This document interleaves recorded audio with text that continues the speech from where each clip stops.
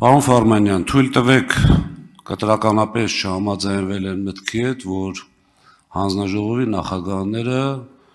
այսպես զրո նշանակություն ունի, շատ կարճ բացատրեմ, թե ինչու, ընդհանրապես գործիքակազմը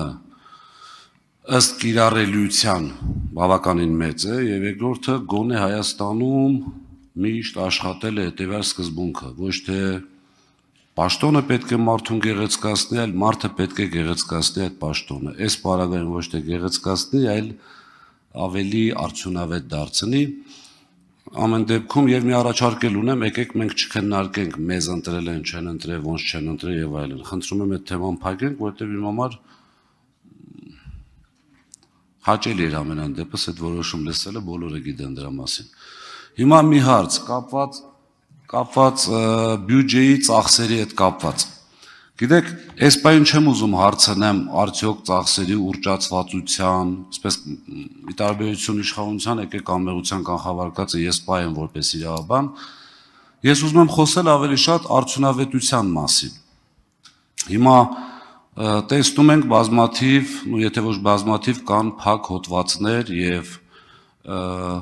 այսպես պետական ծառայություններ, որոնց չեն հրապարակվում կոնկրետ, պետական գաղտնիքի տակ է դրված եւ այլն։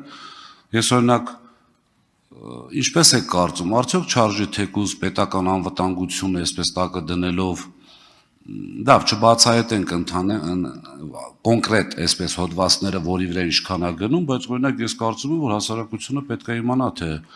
պետական պահպանության ծառայությունը ընդհանրապես ինչքան գումար է ստանում, վերջին հաշվով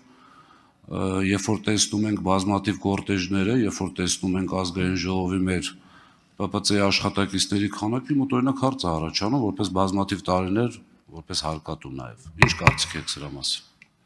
Շնորհակալություն, պարոն Ղազարյան, սկսեմ սկզբից, ինչի նկատի ունեի հանձնաժողովների հետ կապված, ես համաձայն եմ դրա հետ, պարզապես ուզում էի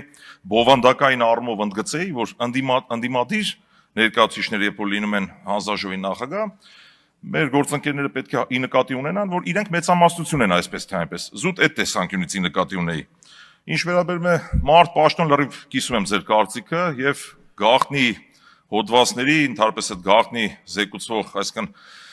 նաեւ նույն տրամաբանության մեջ է մտնում մեկ անձից գնումները, երեք տեսանք ստեղ ինչ կատարվեց ձեզ դահլիճից դուրս անելու համար, երբ մի 20 հոգի մարդ եկավ, ես չհասկացա ինչի համար։ Ուղղակի օրինակ եմ բերում։ Այո, ուռճացված բազմաթիվ ծախսեր կան, գաղտնի ոչ թափանցիկ ծախսային հոդվածներ կան, հենց դա ի նկատի ունեի, որ ասում էի մեր քաղաքականության, այսինքն այս հանձնաժողովի բովանդակությունը պետք է դրանում կայանա, այսինքն մենք կարողանանք բացահայտել հնարավորինս մեզ տրված այդ գործիքակազմով, ինչ հնարավորություն որ կունենանք։ Մեր գործը դա է, մենք այդ առաքելություն ունենք, այսինքն մեր հանրությունը մեզ գործ ուղղել է ստեղ, որ այդ ամենը անենք մենք։ Եվ ամենագլխավոր բաներից մեկը դա հենց բյուջեի կառավարման արդյունավետությունն է։ Դա չի քննարկվում, դա աքսիոմատիկ ճշմարտություն է, պարոն Ղազարյան։ Լիովին կիսում եմ ձեր տեսակետը եւ ելի եմ կրկնում։ Մենք գործուղված ենք ազգային ժողով,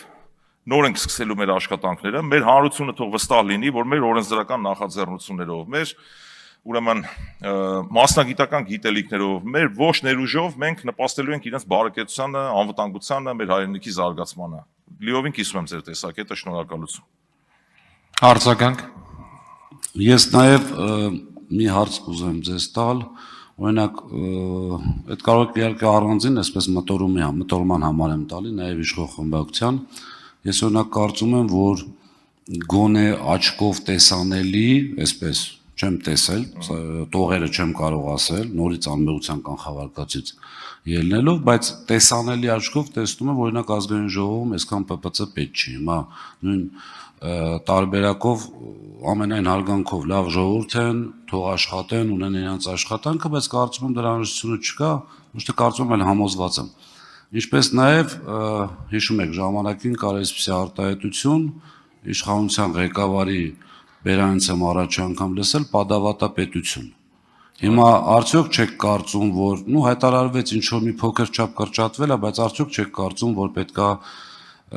այդ հայտարարություն անող իշխանությանը նաև հիշեցնել այսօր ինչ վիճակ է եւ այդ կորտեժները կրկնում են, որ տենց ընդཐུպ տասնյակին հասնող մեքենաներով պտտվում են։ Պարոն Ղազարյան, ոչ միայն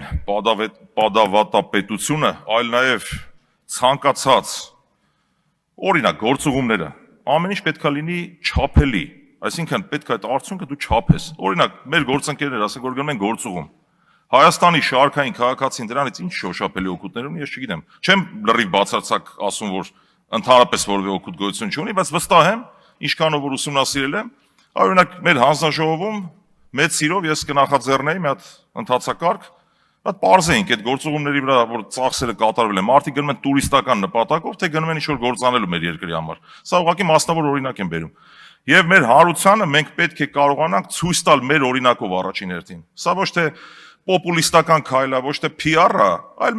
մեր օրինակով մենք պետք է կարողանանք ցույց տանք։ Այդ որ ասում էի ծառայողական մեքենայից հրաժարվել, ասենք տեսականորեն հնարավոր է, չէ՞, որ մարդ ունենա ծառայողական մեքենա, ասենք այս բանը չկա։ Կամ չգիտեմ, նույն այդ պարգևավճարը կամ մյուս այն առավելությունները։ Օրինակ ես ինքս որպես падգամավոր, եթե զգամ անարդյունավետ պետք է գնամ մի հատ գործուղման, որ հետ գամ, դրանից որևէ օգուտ չի լինելու, չեմ գնալու։